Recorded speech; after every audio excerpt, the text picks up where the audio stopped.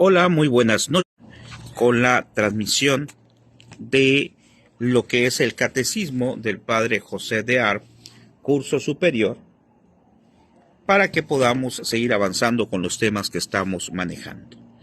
El día de ayer hablamos acerca de la confirmación, vimos la primera parte.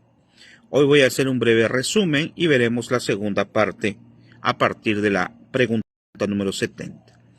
Pero como siempre vamos a comenzar invocando al Espíritu Santo que nos dé el discernimiento, la fuerza para poder seguir adelante siempre. Y decimos: ven Espíritu Santo, llena los corazones de tus fieles y enciende en ellos el fuego de tu amor. Envía, Señor, tu Espíritu y todo será creado y se renovará la faz de la tierra. Ven Espíritu Santo, ven Espíritu de Dios.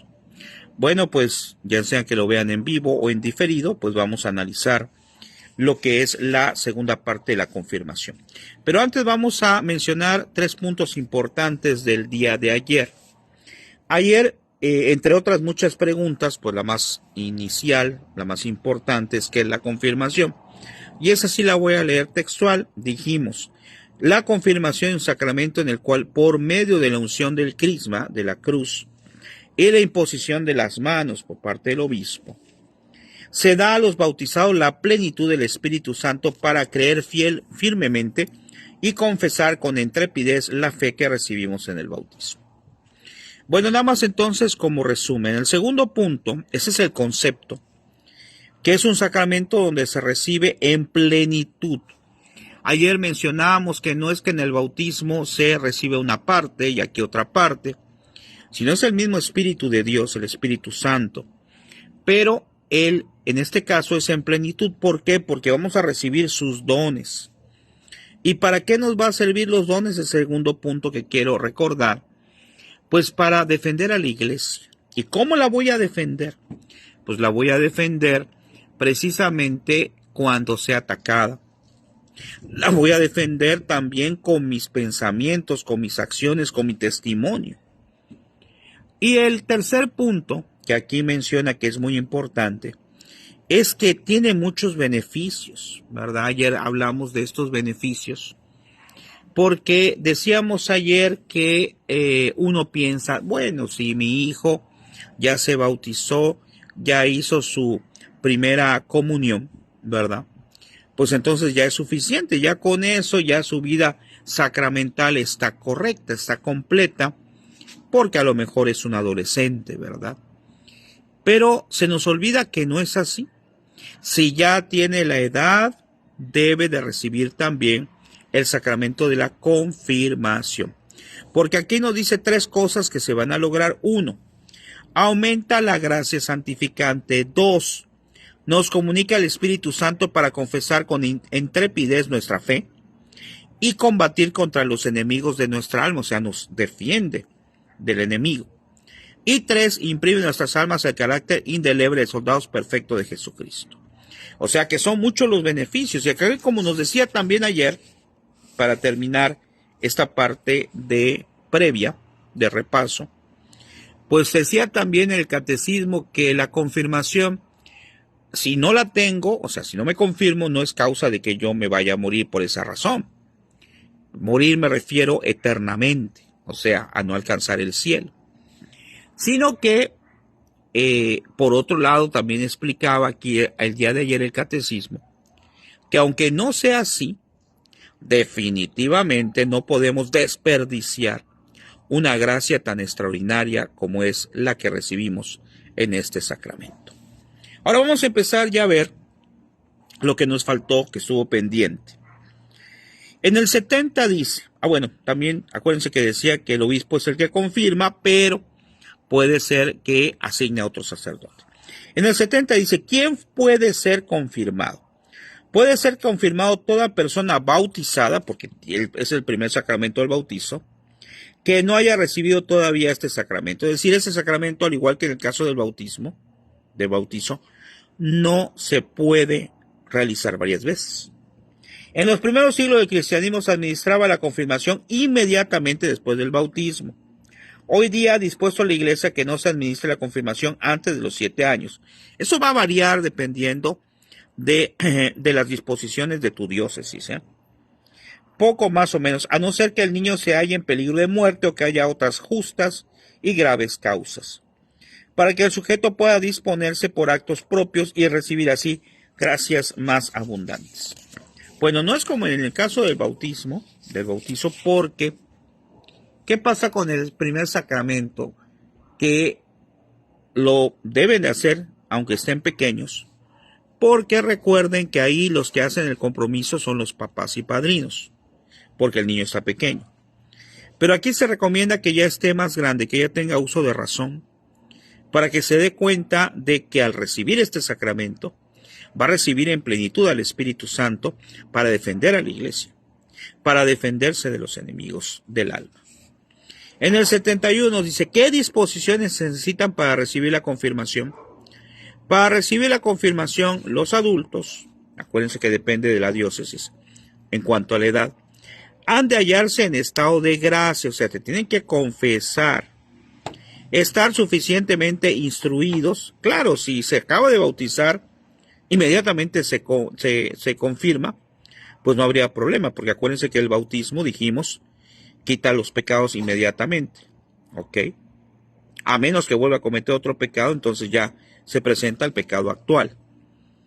Y luego nos dice, estar suficientemente instruidos y pedir en fervorosa oración los dones del Espíritu Santo.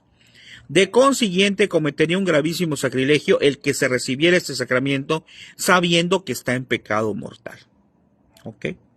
Si ya hizo su primera comunión, pues se tiene que confesar para que esté libre de cualquier pecado actual. Acuérdense que los pecados, el primer pecado es el pecado que cometieron sus primeros padres y que se quita a través del primer sacramento, del bautismo, el pecado original. Pero una vez que ya pasa el tiempo, si ya está grande, entonces ya vienen los pecados actuales, que son los pecados que nosotros mismos cometemos, ya los propios, y están, acuérdense, divididos en pecado mortal y pecado venial. En su momento, cuando ya lo vimos, pero cuando veamos nuevamente, cuando veamos el sacramento de la penitencia, que es el que sigue, pues ahí se va a volver a hablar acerca de esto. Dice el 72, ¿por qué se toma un padrino para la confirmación? Se toma un padrino para la confirmación con el fin que presente al ahijado delante del obispo y con sus consejos y buen ejemplo, le asista después de los combates en la vida. Entonces, necesitamos de un padrino. Bueno, aquí vamos a ver después que en ese tiempo se hablaba acerca de que si era niño era padrino, si era niña era madrina, o hombre padrino, mujer ya adulta madrina. Pero ahora no es así, ¿verdad? Puede ser indiferente que sea un padrino o una madrina para el muchacho o la muchacha. Pero lo que sí tiene que ser, como pasa también con la comunión, con la Eucaristía, tiene que ser alguien que sea ejemplo para el ahijado, que lo ayude en su vida espiritual. Dice, a esto se obligan los padrinos por el hecho de poner la mano sobre el hombro derecho de su ahijado, así está en el rito, haciéndose así padres espirituales de éste, y guardianes obligados a velar por la conservación de la gracia recibida. Contraen el mismo parentesco espiritual y el mismo impedimento matrimonial que los padrinos del bautismo. Es decir, no se pueden casar con su ahijado o ahijada. ¿Qué cualidades deben tener los padrinos de confirmación? Dice, los padrinos de confirmación deben, número 1, haber llegado al uso de la razón. Claro, no puede ser un padrino una persona que es un niño, ¿eh? 2, deben estar confirmados. Claro, si va a ser padrino de confirmación, pues él tiene que estar confirmado para que él ya tenga el sacramento y sabiéndolo cómo es, lo pueda explicar. Debe saber los rudimentos de la fe y ser buenos católicos, o sea, los principios de la fe y ser buen católico. ¿Por qué? Porque va a dar el ejemplo a los niños, a sus ahijados.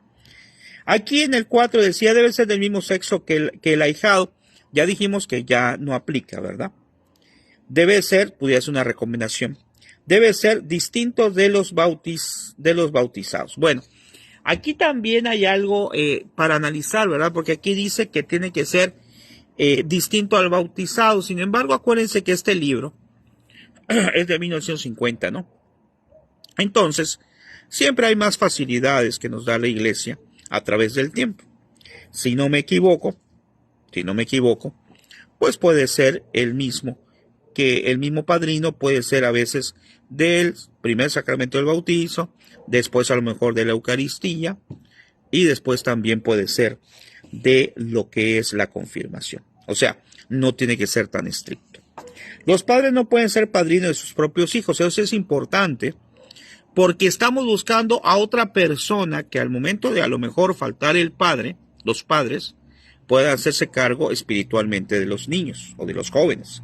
Por eso dice, los padres no pueden ser padrinos de sus propios hijos. Además, no puede haber más que un solo padrino o una sola madrina según el sexo del que recibe. Bueno, ahí nuevamente, ¿verdad? Puede ser, no sé cómo sea en tu comunidad, que a lo mejor pueda ser un matrimonio los padrinos. Generalmente creo que no es así, pero sí puede. A ver, sí puede ser, si no me equivoco. Sí puede ser. Por fin el ritual romano establece que se rechacen para padrinos los herejes, cismáticos, excomulgados y los públicos pecadores. O sea, todos aquellos que no puedan dar un buen ejemplo al ahijado. Aplicación práctica. Cumplamos siempre sin temor todas las obligaciones de un verdadero soldado de Cristo. Recuerden que en el sacramento de la confirmación nos volvemos soldados de Cristo. Es decir, debemos defender a nuestra iglesia. ¿Cómo? Pues no vamos a salirnos a pelear, ¿verdad? Sino cuando hay alguien que la ofenda, pues decirle, sabes que estás equivocado. No es así. Debemos de siempre estar a favor del magisterio de la iglesia, del Santo Padre. Por eso somos católicos, apostólicos y tenemos nuestro fundamento en Roma.